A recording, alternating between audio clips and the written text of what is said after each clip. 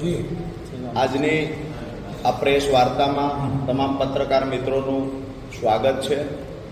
હાલ જે વિસાવદર ચૂંટણીને લઈ પૈસાના ખેલ, દારૂના ખેલ, ભારતીય જનતા પાર્ટીએ કરેલા ખેલ, કોંગ્રેસે કરેલા ખેલ, આ તમામ ઉજાગર થઈ રહ્યા છે.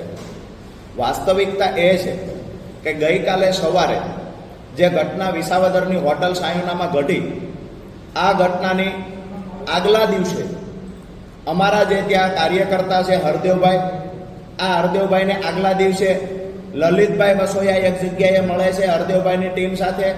આ મળાવવાનું કામ 5 દિવસ પહેલા જેને વિડીયો બનાવ્યો હતો, તાલુકા પ્રમુખ જે આમ આદમી પાર્ટીના હતા, એ વ્યક્તિ આ તમામ લોકોને મળાવી દે છે. ત્યાં નક્કી કરવામાં આવે છે કે આવતીકાલે હોટલ સાયોનામાં આવજો. આ માત્ર આક્ષેપ નથી, ટેલિફોનિક વાત થયેલી છે.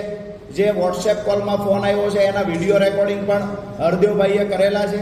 સીધી વાત એ છે કે 5 લાખ રૂપિયાની વાત કરી, હરદેવભાઈને લઈ જવામાં આવ્યા અને હરદેવભાઈને કહેવામાં આવ્યું મીટિંગ પૂરી થયા પછી આવતીકાલે તમે હોટલ સાયોનામાં આવજો, ત્યાં તમને પૈસા આપી દઈશું, તમારે ત્યાં ગોપાલભાઈની વિરુદ્ધમાં વિડીયો બનાવવાનો છે.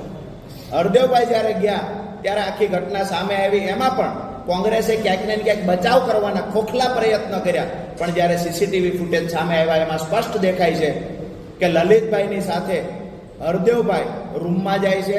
3 લોકો ટોટલ રૂમમાં જાય છે. એમાંનો એક ત્રીજો વ્યક્તિ મહેન્દ્રભાઈ, જે આમ આદમી પાર્ટીની વિરુદ્ધમાં 5 દિવસ પહેલા નિવેદન આપી ચૂક્યો છે. હવે જવાબમાં લલિતભાઈ વસોયા એવું કહે છે કે હું નાવા માટે રૂમમાં જતો. સવાલ એ થાય છે કે નાવા માટે 3 લોકોને લઈને કેમ જતા? નાવા માટે આમ આદમી પાર્ટીનો કાર્યકર્તા સાથે કેમ આવ્યો? નાવા માટે થઈને 5 દિવસ પહેલા ફૂટેલો આમ આદમી પાર્ટીનો તાલુકા પ્રમુખ સાથે કેમ હતો? આખી વાત એ છે કે હરદેવભાઈ એટલે કે આમ આદમી પાર્ટીના કાર્યકર્તાને ભારતીય જનતા પાર્ટી જો ખરીદે, ભારતીય જનતા પાર્ટીના સપોર્ટમાં બોલે, ભારતીય જનતા પાર્ટી પૈસાથી ખરીદે, તો હવે એક એવી ઇમેજ ઊભી થઈ છે કે લોકોની અંદર ભારતીય જનતા પાર્ટીની ઇમેજ ખરડાઈ રહી છે.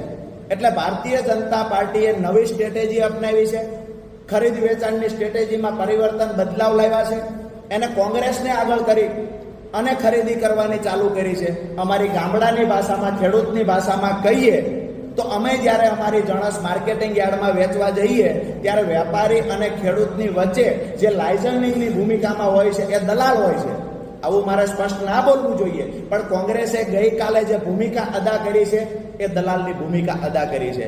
એટલે કે આમ આદમી પાર્ટીના કાર્યકર્તાને તોડવા માટે ભારતીય જનતા પાર્ટીની ઢાલ બની અને કોંગ્રેસના નેતા, અમુક નેતાઓએ કામ કર્યું છે. વાત એટલેથી અટકતી નથી.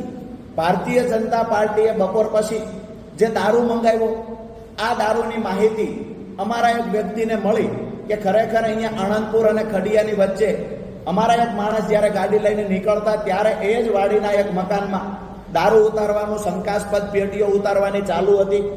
અહીંયા જ્યારે ખબર પડી કે આની અંદર શંકાસ્પદ પેટીઓ ઉતારે છે, રોડ પરથી દેખાતું એ માણસે નજર સામે જોયું છે કે એ દરવાજાને, જે રૂમ હતો એ દરવાજાને તાળું મારવામાં આવ્યું, એટલે કે લોક કરવામાં આવ્યું.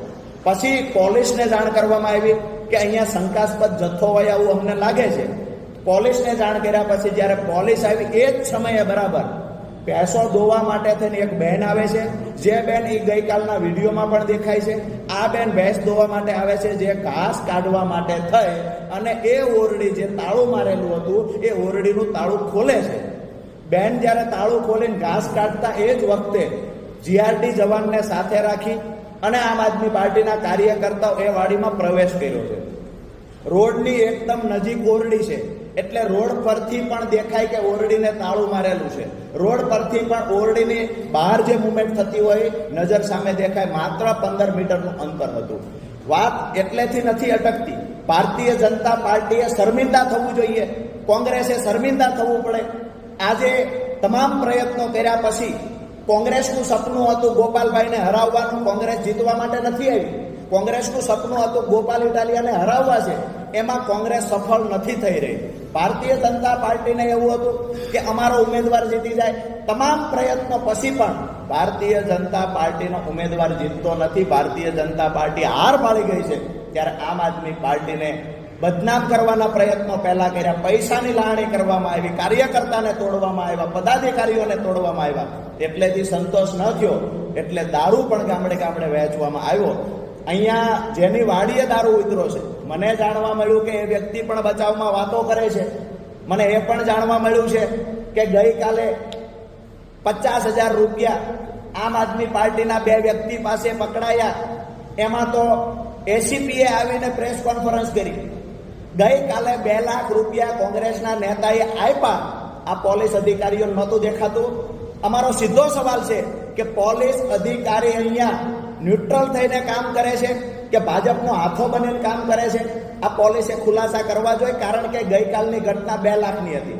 2 લાખ મોટા છે કે 50,000 રૂપિયા મોટા છે? અને 2 વ્યક્તિને તમે ખિસ્સા ખખેરો અને 2 વ્યક્તિના ખિસ્સામાંથી 50,000 રૂપિયા મળે. આમાં તો એસીપી આવીને પ્રેસ કોન્ફરન્સ કરે. 50,000 રૂપિયા એવડી મોટી રકમ છે કે એસીપી આવીને પ્રેસ કરવી પડે. સીધી વાત એ છે કે ભાજપનો હાથો બનીને જ્યારે ભાજપ હાર પાડી ગઈ છે ત્યારે આમ આદમી પાર્ટીના કાર્યકર્તા પર ખોટા આક્ષેપ, ખોટા બ્લેમ લગાવી રહી છે. ગઈકાલનો જે દારૂ પકડાનો, એના જ કાકા દાદાનો ભાઈ જે દિનેશ મહેતર છે, એના પપ્પાએ 3 મહિના પહેલા વિડીયો બનાવીને કહ્યું છે લોકોને કે ભાઈ મારો દીકરો, મારા દીકરાની ઓફિસ છે એ દારૂનો અડ્ડો બની ગઈ છે. આવું દિનેશ મહેતરના પપ્પાએ કહ્યું છે. કયા મોઢે ભાજપના નેતાઓ બચાવ કરે છે? ગામડે ગામડે દારૂ ઉતરો છે.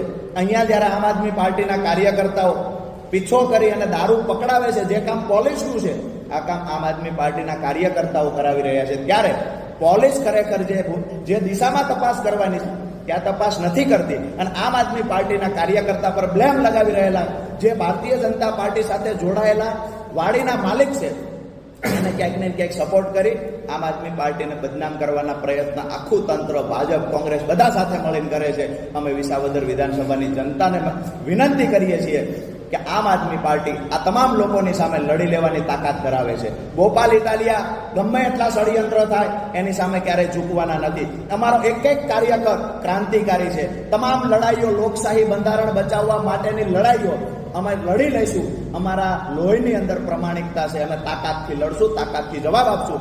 આવતી 19 તારીખે વિનંતી કરીએ વિસાવદર વિધાનસભાના મતદારોને કે ગોપાલભાઈ ઇટાલિયાની સાથે રહી આ તાનાશાહીને ખતમ કરવા માટે, ભ્રષ્ટાચારીઓને ઘર ભેગા કરવા માટે ગોપાલભાઈ ઇટાલિયાને ઝાડુના નિશાન સામે મત આપી વિજય બનાવવાની વિનંતી કરશું.